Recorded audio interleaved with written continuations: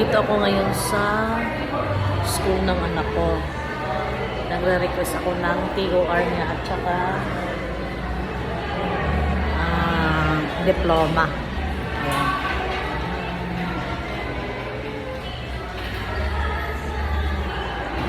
Nandito ako ngayon sa registrar office kasi dito ang request. Kasi kailangan na niya ng TOR para sa pag-apply niya sa mga airlines. Kasi ang kurso niya pang airline. So,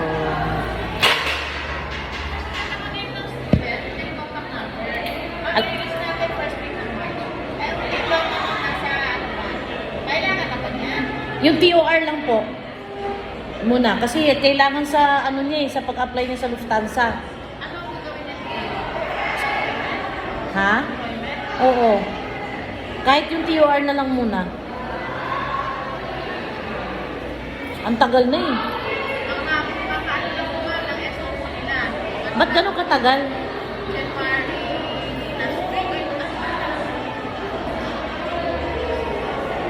Eh, August pa sila graduate.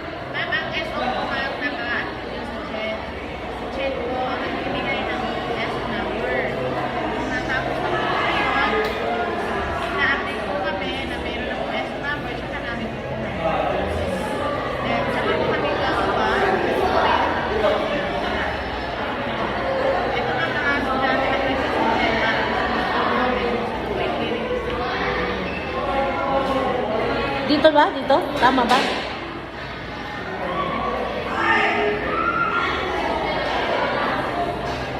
Ang TOR, di ba si Xerox nyo lang kung wala pa, tapos silyuhan na lang, certified true copy, tama ba? Ah, sige. Tapos pwede ako magpa-Xerox tapos ipa-certified sa inyo?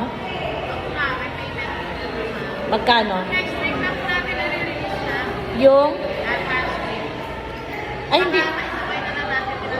Hindi pwede ngayon? May ginagawa pa kayo namin kung mga nauna. Inaano namin ngayon lang. Hindi ba pwedeng Hindi ba pwedeng maisabay? Sa release? Wala kami namin. Hindi na namin. Kaya na-schedule po ng next week. Para pwedeng isabay na po natin ang diploma. Kasi papakuha na po siya by tomorrow or next week yung diploma na pinadala sa Quezon City for President's Visa. Mga anong date next week? Natin. 21, ma'am. Kanina na po ito, ma'am. Sa akin? Para i-update na lang natin. Sa akin. Mas maan.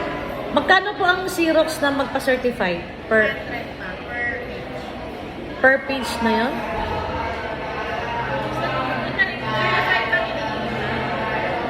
Hindi, kasi ang original, syempre, hindi mo naman hindi mo naman ibibigay yun. Pero kung hindi naman sila nag-certify, Yung photocopy na lang. i-inform namin ulit na mas maaga. February 21? 21. Sige. Anong araw yun? Wednesday. Di ba pwede Mondays? Wala na akong babayaran sa TOR pag-release. Kasama na sa tuition, ay yung binayaran ko nung graduation fee. Pati yung diploma, wala na akong babayaran. Sige, thank you. Or pwede pa message mo rin si student sa page namin. Sa register page. Alam niyo naman. Ah, sige. Okay. Okay, thank you.